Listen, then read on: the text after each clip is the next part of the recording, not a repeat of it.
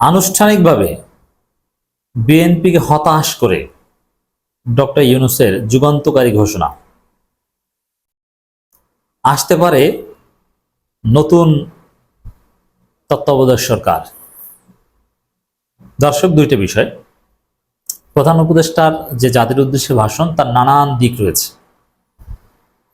তার মধ্যে একটা দিক, যে বিএনপি এতদিন বসে যে ন্যারেটিভ নির্মাণ করেছে ওটা একদম খেয়ে দিয়েছে, এবং যে জায়গাটায় আপত্তি করেছে ওটা একদম না বলে দিয়েছে যে তোমাদের আপত্তির কোনো ভ্যালুই নেই, মানি না। মানে বিএনপির কিছুই কিন্তু বাস্তবায়ন হয়নি। দেখেন, আনুষ্ঠানিকভাবে প্রফেসর ইউনূস হতাশ করে দিলেন বিএনপি।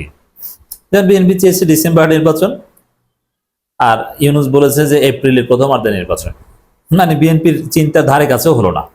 জানুয়ারিতে হলে তো ডিসেম্বর নিয়ে কথা বলতে পারতো না। গেল এক কথা।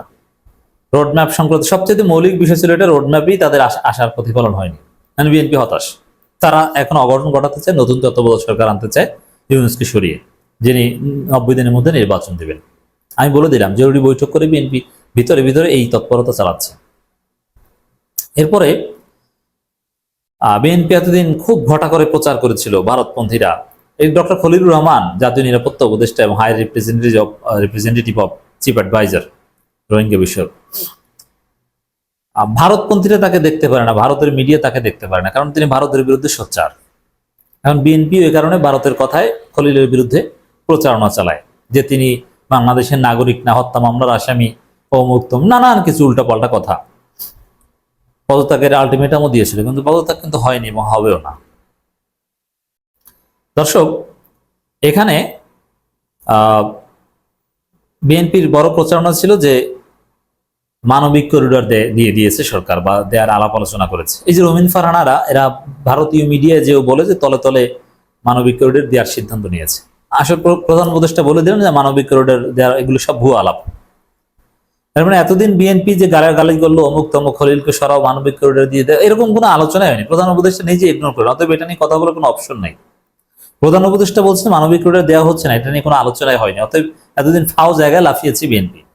ডক্টর খলিলের পদত্যাগ চেয়েছে শূন্যের উপর, হাওয়ার উপর। প্রমাণ করুক না বিএনপি যে অমুক, এইটা প্রমাণ যে মানবিক করিডোর দেওয়ার সিদ্ধান্ত নিয়েছে বা আলোচনা করেছে। কোশ্চিন কল প্রমাণ করে দেবেন, এটা ঘটেনি, শেষ। এতদিন এত কষ্ট করে প্রচারণা চালালো, এখন দেখলো যে হাওয়ার উপর প্রচারণা চালিয়েছি, একটা ধরা খেলো বিএনপি। আবার চান্দাবাজি, প্রত্যেকদিন প্রায় 100 কোটি 200 কোটি টাকা চান্দাবাজির দাবিতে বিএনপি চট্টগ্রাম বন্দর ব্যবস্থাপনাটা যেন এআই সিস্টেমে, এআই অপারেটেড রোবোটিক সিস্টেমে না হয়, জিয়া বটফোর্সের লোকজন, শ্রমিক দলের লোকজন, তারা কান্ধে করে মালামাল নামাবে, তারা চায় ওইটা। যে মালামাল খালাস করতে লাগে 1 ঘন্টা, সেটা 1 মাস লাগাবে এবং সেখান থেকে চান্দা নেবে, কুলিগিরি করবে এরা। এখন বন্ধ হবে প্রযুক্তির কারণে, এটা আবার তারা মানতে পারছে না। এই কারণে তারা মিছিল, মিটিং, অমুক তমুক, যে না চট্টগ্রাম বন্দর বিদেশিদের দিয়ে দিচ্ছে, অথচ এটা কিছুই না। চট্টগ্রাম বন্দর না, জাস্ট টার্মিনাল ব্যবস্থাপনাটা একটা প্রফেশনাল কোম্পানি হাতে দেওয়া হচ্ছে, যেটা পৃথিবীর উন্নত দেশগুলো করে। সেটা ভালোর জন্য, ব্যবসা বাণিজ্যে গতি আসবে, দ্রুত পণ্য খালাস হবে, আধুনিক প্রযুক্তি নির্ভর হবে, বাংলাদেশের উন্নতি হবে। এটা কিছু না, বিদেশিদের হাতে দেয়া কিচ্ছু না। তো দর্শক, তো এই জায়গাটাও প্রধান উপদেষ্টা ক্লিয়ার করেছেন যে চট্টগ্রাম বন্দর বিদেশিদের দেয়া হচ্ছে না, ব্যবস্থাপনার দায়িত্ব দেওয়া হচ্ছে, তাও টার্মিনাল, টোটাল বন্দর না। এখন বিএনপি আনুষ্ঠানিক প্রতিক্রিয়া বলছে না, এটা সবার সাথে আলোচনা করা উচিত ছিল। আলোচনা, আচ্ছা ঠিক আছে, এখন বলেন না আলোচনা করছে, জিজ্ঞেস করছে বিএনপির কাছে আপনারা কেন বিরোধিতা করছেন, যুক্তি দেন। এটা তো বিদেশিদের কাছে দেওয়া হচ্ছে না ভাই, তাহলে আপনি এতদিন বিরোধিতা করেছেন কেন? এখন বলেন যে না ঠিক আছে, যেহেতু দেওয়া হচ্ছে না, জাস্ট উন্নত ব্যবস্থাপনা, রোবোটিক সিস্টেম, এআই সিস্টেম, ঠিক আছে, এটা করুক, এটা বলেন। এখন তো স্পষ্ট আপনারা যে দেওয়া হচ্ছে না, এটা জাস্ট ম্যানেজমেন্ট। এখন কি বলবেন, বলতে পারেন। এই জায়গাটাও হতাশ, যে সম্ভবত সরকার যেরকম বলেছে না বিদেশিদের দেওয়া হচ্ছে না, অতএব ব্যবস্থাপনার দায়িত্ব এটা আমরা দিবই। তাহলে কি দাঁড়ালো, বিএনপির প্রত্যেক দিনে প্রায় 200 কোটি টাকা চান্দা খাওয়া বন্ধ হয়ে যাচ্ছে। এখানেও হতাশ, রোডম্যাপও পছন্দ হলো না, মানবিক করিডোর নিয়ে প্রচারণাও একদম মাঠে মারা গেল, ডক্টর খলিলেরও কিছু করতে পারলো না, আবার চট্টগ্রাম বন্দর থেকে চান্দাও খেতে পারবে না সম্ভবত। মানে সব জায়গায় বিএনপি হতাশ। এই জন্য এই ডক্টর ইউনূসকে সরিয়ে নতুন সরকার আনতে চায় বিএনপি, নতুন তত্ত্বাবধায়ক সরকার চেষ্টা, এটা হচ্ছে বাস্তবতা। চট্টগ্রাম বন্দরকে বিদেশিদের হাতে তুলে দেওয়ার অভিযোগ ও সমালোচনা নাকচ করেছেন অন্তর্বর্তী সরকারের প্রধান উপদেষ্টা ডক্টর মোহাম্মদ ইউনূস। তিনি বলেছেন, যাদের বন্দর ব্যবস্থাপনার দায়িত্ব দেওয়া হচ্ছে তাদের মাধ্যমে বাংলাদেশে বহুমাত্রিক উপকার পাবে।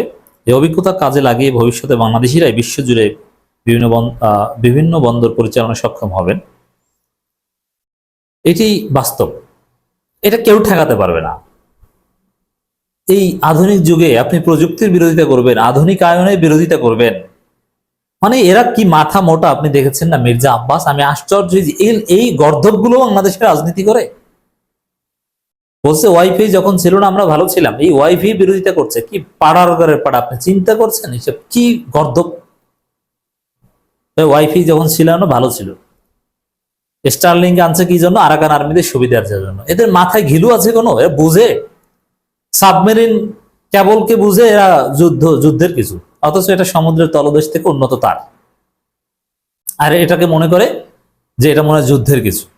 মানে স্টারলিংক বলতে মনে করে যে এরা তারকা দিয়ে কোনো যুদ্ধ করবে মনে হয়। স্টারলিংক তারার সাথে মনে হয় লিঙ্ক আছে, আর ওর মাধ্যমে বোমা টোমা মারবে। আরে ভাই, এটা একটা স্যাটেলাইট ভিত্তিক ইন্টারনেট, আপনি এটা বিরোধিতা করছেন কোন যুক্তিতে? আপনার টাকা আছে আপনি নিবেন, টাকা নাই আপনি নিবেন না, ফাজলামি। মানে আধুনিকরণের বিরোধিতা করছে, প্রযুক্তির বিরোধিতা করছে।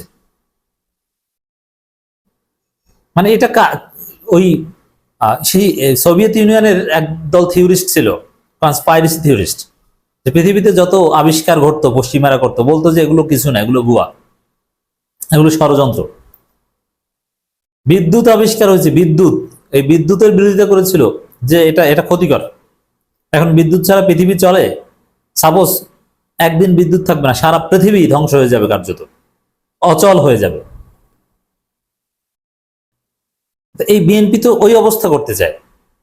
এরা এখন বামপন্থীদের খপ্পরে পড়ে। বামপন্থীরা উন্নয়ন ব্যবসা, এটাকে বলে পুঁজিবাদ, এটাকে বলে সাম্রাজ্যবাদ। এরা কি চায়? এরা দেশটাকে খয়রাতি বানাতে চায়। বিএনপি তাদের সাথে সুর মেলাচ্ছে। তো বন্দর ব্যবস্থাপনা এটা দেয়া হবে, এটা নাকচ করে দিয়েছেন। বিএনপির এইসব এগুলো কোনো কাজে লাগছে না। অর্থনৈতিক উন্নতির জন্য এটা দরকার। চট্টগ্রাম বন্দর নিয়ে অনেকের মধ্যে কৌতূহল তৈরি হচ্ছে উল্লেখ করে তিনি বলেন, মাঝে মাঝে এমন কথাও শুনছি যে বন্দর বিদেশিদেরকে নাকি দিয়ে দেওয়া হচ্ছে। আমি আগেও জানিয়েছি চট্টগ্রাম বন্দর হলো বাংলাদেশের অর্থনীতির হৃৎপিণ্ড। বর্তমানে হৃৎপিণ্ড গতি অত্যন্ত দুর্বল। এখানে যে অবস্থা আছে সে অবস্থায় তাকে রেখে দিলে আমাদের অর্থনীতির সামনে এগিয়ে নিয়ে যাওয়া সম্ভব হবে না। এই হৃৎপিণ্ডকে বড় করতে হবে, মজবুত করতে হবে, সুঠাম করতে হবে। তা করতে হলে বহু উদ্যোগ গ্রহণ করতে হবে, অভিজ্ঞতার সাহায্য লাগবে। আমরা যাদের সঙ্গে যোগাযোগ করেছি তারা বন্দর ব্যবস্থাপনায় বিশ্বের সেরা, সবচেয়ে অভিজ্ঞ। তারা ইউরোপ, কানাডা, অস্ট্রেলিয়া, চীন সহ দক্ষিণ কোরিয়া, ভারত, পাকিস্তান, তুরস্ক, মধ্যপ্রাচ্য, আফ্রিকা সহ বিশ্বজুড়ে বন্দর পরিচালনা করছে। তাদের কাজ বন্দর ব্যবস্থাপনা করা। আমাদের লক্ষ্য হলো বন্দর ব্যবস্থাপনার কাজ যত তাড়াতাড়ি সম্ভব তাদের কাছ থেকে শিখে নেওয়া। আমি গ্যারান্টি দিয়ে বলতে পারি, যদি 31 সালের মধ্যে আমরা বন্দরের কাজ শিখে ফেলি, পরবর্তী 5 বছরে অর্থাৎ 36 সালের মধ্যে পৃথিবীর যত দেশ, যত বন্দর এই কোম্পানিগুলো চালায়, তাদের বহু বন্দর এই বাংলাদেশই পরিচালনা করবে। আপনারা যে বন্দরেই পা দেবেন দেখবেন যে সেখানে বাংলাদেশিরা আছে।